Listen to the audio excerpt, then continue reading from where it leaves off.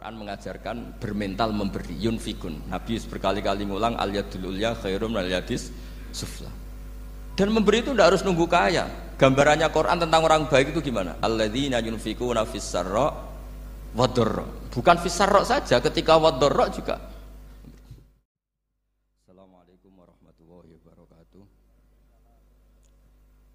Bismillahirrahmanirrahim. Alhamdulillahirabbil alamin wassalatu wassalamu ala asyrofil mursalin sayyidina Maulana Muhammadin wa ala alihi washabihi ajmain. Amma ba'du.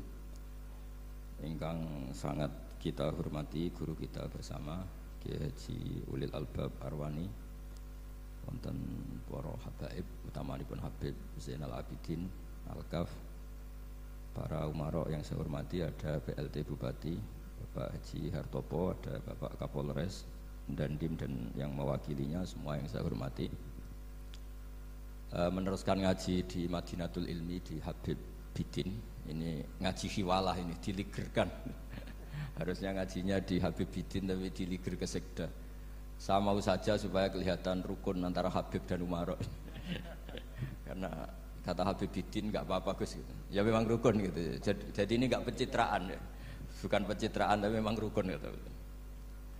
Seperti yang dikatakan Kiai Haji Ulil Albab tadi, atau yang biasa kita sapa Gus Bab, bahwa jihad itu dari kata jahada yujahidu mujahadatan. Kalau masdar mujarrodnya jahida dan baca jahada jadu jahdan wa jihadan, itu maknanya serius menekuni sesuatu. Jadi tidak harus bentuknya perang. Tapi Islam juga jangan anti perang, karena andaikan Islam itu tidak punya konsep perang, itu juga kita bingung saat kita dijajah Belanda. Jadi sesuatu itu pasti akan ada momennya, ada pembenarnya. Disebut kalau dalam fikih muqtadul hal. Saya masih ingat beberapa cerita lesan. Dulu perang itu harusnya 7 November. Bung Tomo datang ke Mbah Hasyim. Tapi kata Mbah Hasyim jangan katanya. Kiai bagian nyeblokno pesawat urung teko. Walhasil nunggu Ki Abbas dari Buntet Pak Kapolres itu doanya spesial untuk menjatuhkan apa? Pesawat. Saya kebetulan banyak kenal sama cucu-cucu Ki Abbas Buntet. Tanggal 10 datang terus perang dimulai. Dan itu menjadi perang bersejarah karena jenderal dari Belanda ya, dari Inggris ya. Itu sampai meninggal. Jadi siapa? Malabi ya. Jadi intinya Anda jangan berpikir bahwa negara ini didirikan hanya oleh umarok. Bahkan sebelum ada negara, yang sudah ada itu ulama. Dulu para wali songo sampai para kiai era kemerdekaan itu sudah membentuk satu komunitas. Di situ ada ketua pondok, ada bendahara, ada macam-macam. Sehingga kiailah yang bisa menggerakkan publik untuk melawan Belanda. Karena kiai ini juga yang megang otoritas publik. Ketika seorang Mbah Hasyim Asy'ari memfatwakan jihad itu fardhu ain, maka semua orang berpikir harus jihad melawan kehadiran Belanda atau penjajah mana saja. Tapi itu satu sisi ya. Di sisi yang lain, bahasa Arab itu ada sisi uniknya. Kalau menamai penjajah itu musta'marin atau al-isti'mar.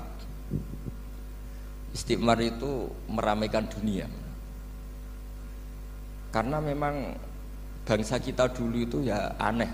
Tapi nak sampean ngrasani teman-teman ya kualat itu mbah-mbah jenengan. Kita ini dulu memang ya agak aneh. Belanda itu sudah penjajah, tapi sama buyut-buyut kita dipanggil Doro. Bisa kamu bayangkan kiai saat itu untuk mengingatkan masyarakat pentingnya melawan Belanda. Wong manggil Belanda saja Doro tuan. Terus kemudian kita berfatwa melawan Doronya. Jadi benahi ilmunya saja wis sak penggawean kira-kira gitu. Jadi ngelola orang bodoh itu ya kangelan. Enggak dikelola itu bangsa kita, dikelola itu ya rodok goblok banget. Wong ngundang penjajah apa? Doro. Jadi itu PR besar. Tapi kiai itu punya seni untuk memberi penjelasan.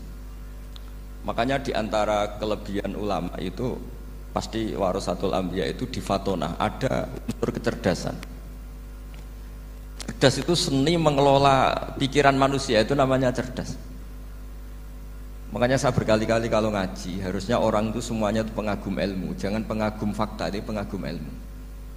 Ya saya berkali-kali mencontohkan, kalau Anda suami yang miskin, nggak punya uang, terus pulang dimarahin istri karena nggak punya uang atau kerja tidak sukses, harusnya kamu bangga. Anda juga kan yang berteori kalau suami nggak becus itu pasti dimarahin gitu. Nah, ketika menjadi fakta harusnya Anda syukur bahwa ilmu Anda itu benar gitu.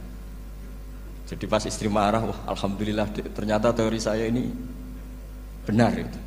Ini lucu kan, teori Anda mengatakan demikian, tapi pas menjadi fakta Anda tidak siap. Nah, begitu juga menyangkut penjajah. Belanda itu sudah maju, Eropa sudah maju, Indonesia negara yang terbelakang. Di mana-mana terbelakang itu menjadi objek penjajahan. Di mana-mana yang terpelajar itu posisi menjajah. Sehingga ulama berpikir bahwa awal dari kemerdekaan adalah mengertikan yang tidak ngerti. Karena teori penjajahan pasti gitu, yang tahu menjajah yang tidak tahu, yang sudah modern menjajah yang belum modern dan seterusnya. Makanya awwalu hadzal din itu al ilmu. Makanya nomor satu itu ilmu, pengetahuan. Di sini pentingnya sampai Islam mewajibkan thalabul ilmi fardhatun ala kulli muslimin. Karena tadi bisa kamu bayangkan 350 tahun dijajah Belanda, kita manggil mereka itu doro atau tuan. Kayak apa? Susahnya menggerakkan masyarakat yang cara pandang masih demikian.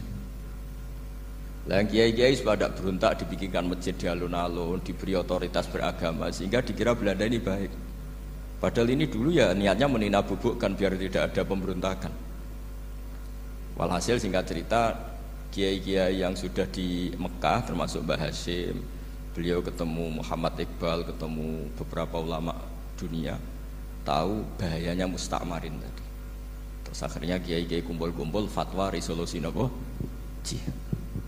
Jadi ini mukaddimah sebagai pembenaran, sebagai setuju saya sama Kiai Haji Ulil Albab bahwa nomor satu itu jihad. Tapi jihad tadi pemaknanya harus utuh. Kalau kondisi perang ya perang, kalau kondisi stabil ya jihad untuk memajukan apa? Indonesia. Dan itu saya ulang lagi dimulai dari ilmu. Sebelum saya ngaji Minhajut Thalibin saya cerita ilmu itu apa? Ilmu itu sederhana, sesuatu yang mudah. Karena ilmu itu fitratallahi allati fataran nasa napa? Misalnya begini, saya orang miskin, nggak punya apa-apa.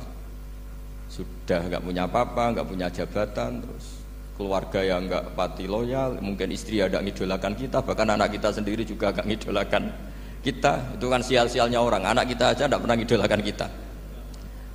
Tapi untuk bahagia itu sebenarnya sederhana. Sederhananya begini, orang pinter itu ingin mempertahankan kehidupannya, terus pinter sampai berobat habis banyak ke Belanda, ke Jepang supaya mempertahankan nyawanya.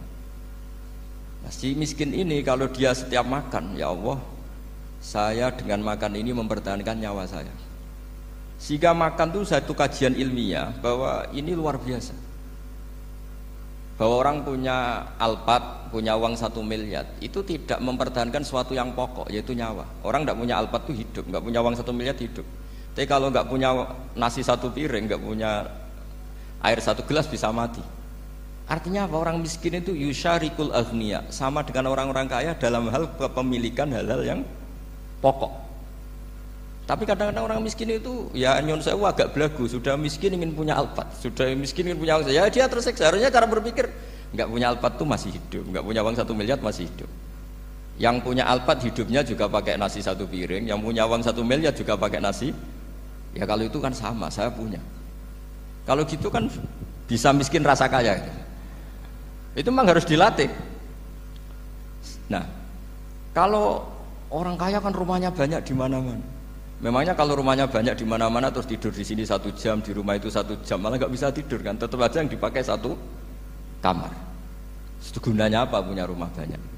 Setidaknya zaman miskin itu dia berpikir gunanya apa punya rumah banyak untuk dipakai ya hanya 1. Meskipun suatu saat kalau dia kaya juga berpikirnya agak rubah. Ya penting punya rumah banyak biar kemana-mana punya rumah, nggak apa-apa. Tapi sementara masih miskin jangan berpikir seperti itu. Nah yang menjadi miskin kacau kan sudah miskin berpikirnya gaya orang kaya, itu kecelakaan itu. Lah itu ilmu, maksud saya itu ilmu. Sehingga dulu Nabi ngajari orang miskin itu sederhana. Ketemu orang miskin sama Nabi diajarkan. Nabi diantara ajarannya begini. Ada seseorang man asbaha, orang yang setiap harinya mu'afan fi jasadi, dia sehat, aminan fi sirbi, negara dalam keadaan aman, tidak dalam ancaman. Indahu qutu yaumi, dia hari itu punya makan. Faka'an nama khizat lahu dunya bihadzafiriha, berarti dia sudah punya dunia dan seisinya. Karena polanya sama. Buat Presiden Amerika itu yang untuk mempertahankan nyawanya ya makan pokok dan minuman pokok, bukan jabatannya sebagai presiden atau punya uang triliunan. Orang paling kaya di Indonesia juga gitu, untuk mempertahankan hidupnya juga dengan makanan pokok. Dan itu orang miskin punya. Nah, kehidupan paling top itu apa? Ya kehidupan yang mempertahankan nyawa itu yang paling top, lainnya itu enggak. Karena mempertahankan nyawa ini super penting dan orang miskin bisa. Nah, saya berharap ilmu seperti inilah menjadikan dulu itu kuat ketika melawan Belanda. Kenapa kuat? Karena mereka gampang syukur. Barokahnya gampang syukur itu selesai dengan dirinya sendiri. Kalau bahasa intelektualnya itu, orang kalau sudah selesai dengan dirinya sendiri bisa berpikir memanfaati pada orang lain. Nah, dulu orang-orang miskin ketika era sahabat, termasuk era para ulama yang mendidik para umatnya, itu selesai dengan dirinya sendiri. Nah sekarang banyak orang miskin juga termasuk orang kaya, bahkan belum selesai dengan dirinya. Wah itu angel, ngajak jihad angel, karena dengan dirinya saja belum selesai. Maka masyhur itu kan ketika perang Tabuk ada orang datang, kira-kira kalau Indonesia pakai beras 4 kilo, ya Rasulullah yang 2 kilo tak kasihkan keluarga kami supaya bisa makan, yang 2 kilo tak kasihkan jenengan untuk biaya perang. Perang Tabuk itu perang tersulit, disebut perang Dhatil Usra. Sekarang hitung saja, ini coba dihitung, mungkin yang bagian kasir tahu. Kalau 2 kilo kali 3.000, umat Islam pas itu sekitar hampir 3.000 itu sudah 6.000 kilo. 6.000 kilo itu artinya apa? Orang miskin ketika perang membiayai dirinya sendiri, itu satu. Kedua, dengan mental memberi, orang ini tidak tamak. Barokahnya tidak tamak, tidak nyalahkan yang kaya. Efek dari itu apa ketika perang Tabuk? Sumbangan dari Sayyidina Utsman yang jumlahnya besar sekali, yaitu diantaranya 1.000 dinar. 1 dinar kira-kira 4,25 gram, berarti sekitar 4.000 gram. Itu bisa diberikan alat perang. Sumbangan dari Abu Bakar juga bisa dipakai beli kuda untuk perang. Nah bayangkan kalau kebutuhan orang miskin ini untuk makan itu nggak mau urun. Wah saya miskin, nggak perlu urun, saya miskin dipakai alasan terus. Maka jumlah 3.000 ini akan mengurangi anggaran untuk belanja peralatan perang, karena untuk konsumsi orang miskin. Udah gitu kadang mangane tanduk itu kan repot. Wes miskin mangane tanduk, nak antri mo kan ribet. Artinya apa? Perang ini tidak fokus karena ngurusi konsumsi untuk orang-orang miskin. Nah, dulu zaman Nabi orang miskin pun semuanya heroik. Mereka dibantu gak mau, inginnya bantu. Sampai dicibir sama orang munafik. Apa gunanya sedekah 2 kilo? Wong perang ini perang besar antar negara. Pas itu mau perang melawan Romawi. Sampai orang munafik bilang alladzina almizuna almuttawwiina minal mu'minina fis sadaqati walladzina la yajiduna illa juhdahum faskharuna minhum. Orang-orang munafik digambarkan Allah orang-orang yang mencibir sedekah kecil. Wong untuk perang besar kok sedekahnya hanya 2 kilo. Tapi yang mahal bukan 2 kilonya. Kalau ada 1 juta orang miskin menyumbang negara 20.000, itu artinya apa? Kita punya rakyat yang inginnya hubungannya dengan negara memberi. Tapi coba kalau kita 2 juta rakyat yang inginnya dari negara mendapat, pegawainya demo ya. Nah ini ajarannya Nabi yang luar biasa. Dulu Nabi itu bisa mendidik orang miskin pun bermental memberi. Nah barokahnya bermental memberi ini mereka selesai dengan dirinya sendiri.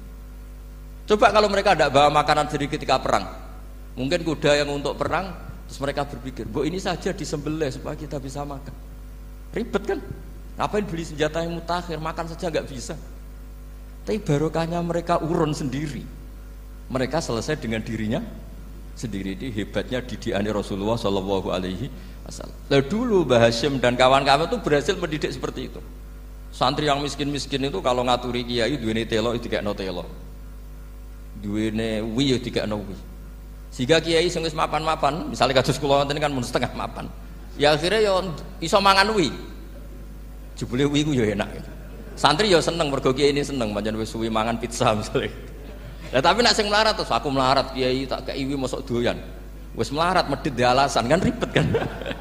Ini yang perlu dihilangkan. Medit kok berargumentasi. Tapi yang mahal itu bukan winya, mental memberi. Orang itu kalau mentalnya memberi itu berarti selesai dengan dirinya.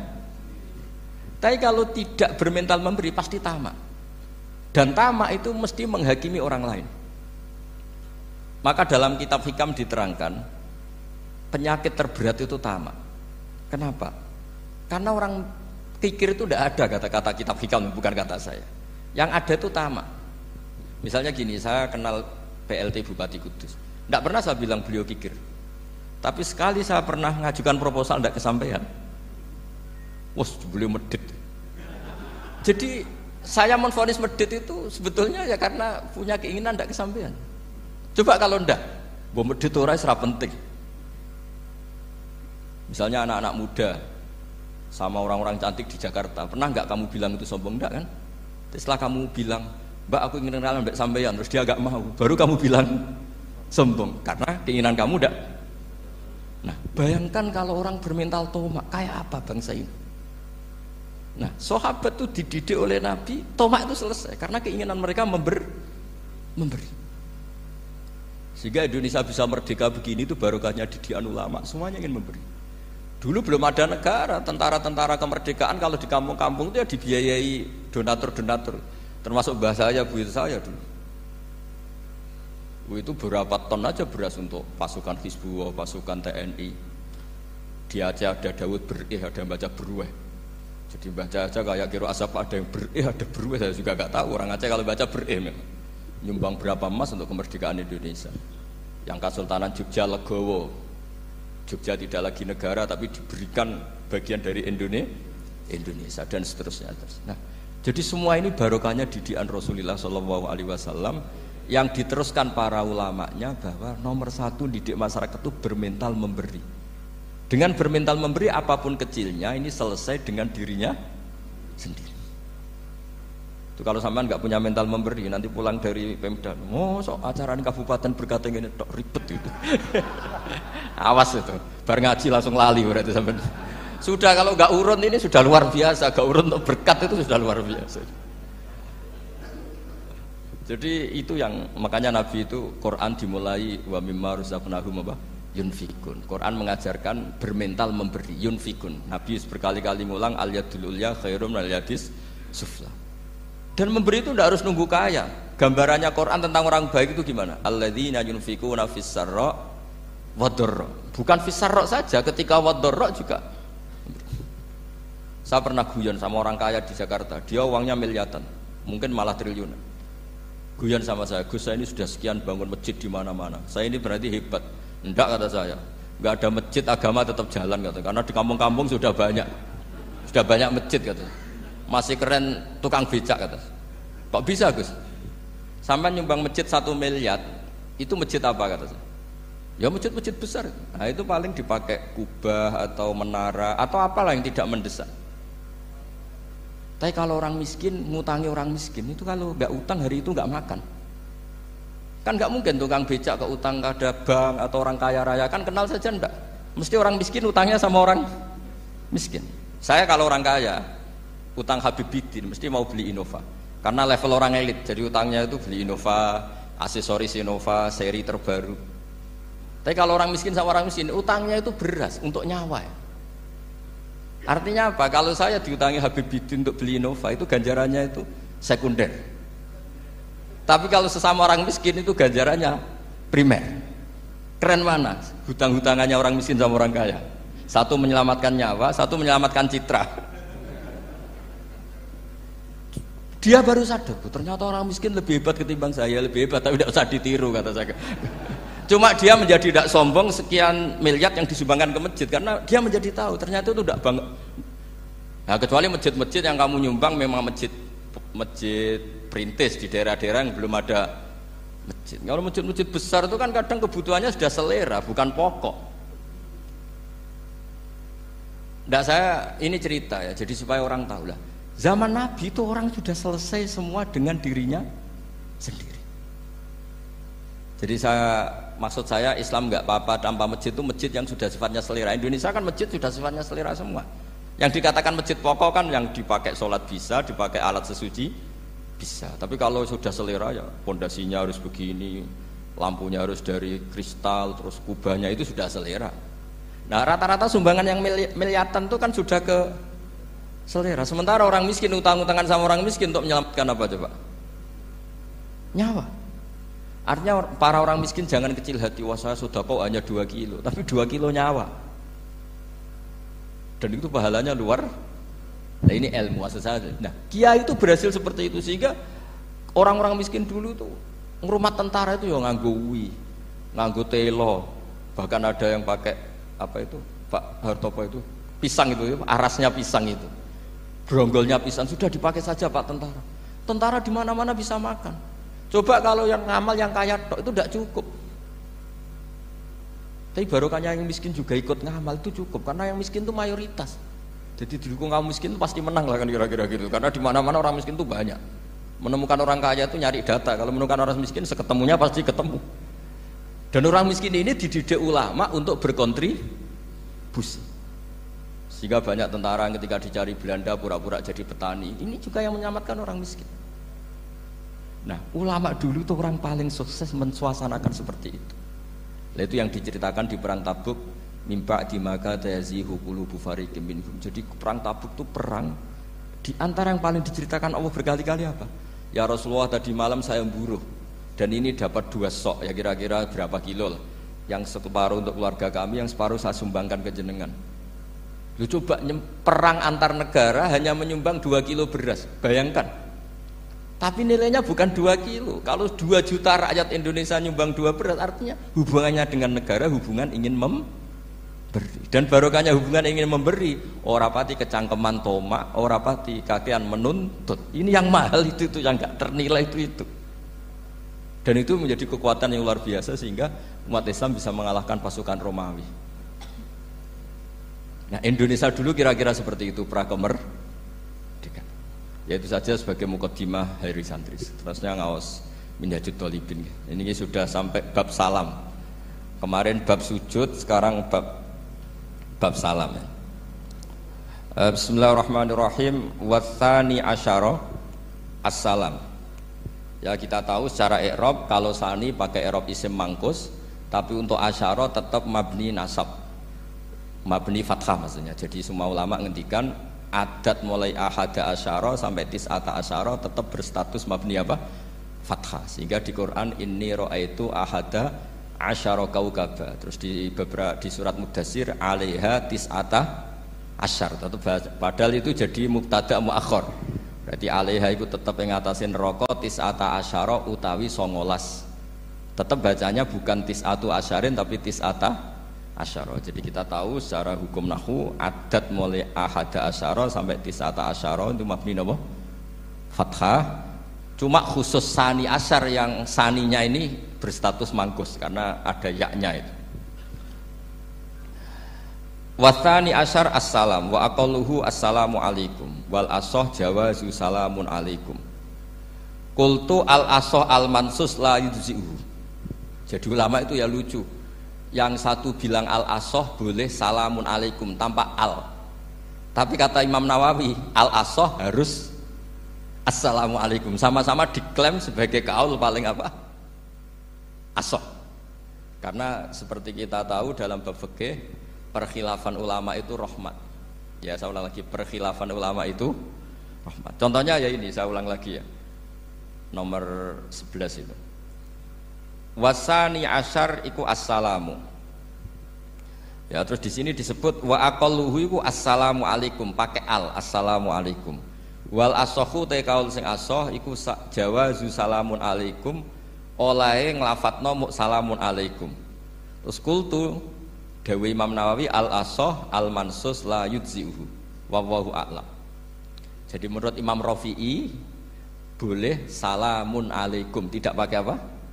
Al. Itu juga diklaim sebagai al-asoh. Tapi menurut Imam Nawawi yang al-asoh harus assalamu alaikum, tidak boleh salamun alaikum. Terus wallahu a'lam wa annahu la tajibun niyatul khuruji Jadi ketika Anda salam tidak harus niat keluar dari apa? Sholat. Dengan kamu salam berarti otomatis keluar dari apa? Sholat.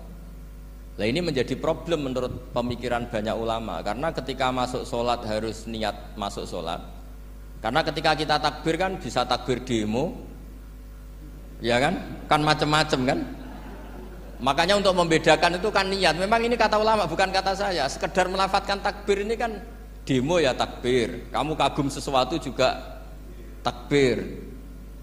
Orang Indonesia itu kadang orang nggak sholat pun bilang subhanallah, memang sudah jadi bahasa nasional. Kalau kaget tuh bilang subhanallah. Saya punya kenalan Cina itu kalau punya uang ya mohon alhamdulillah.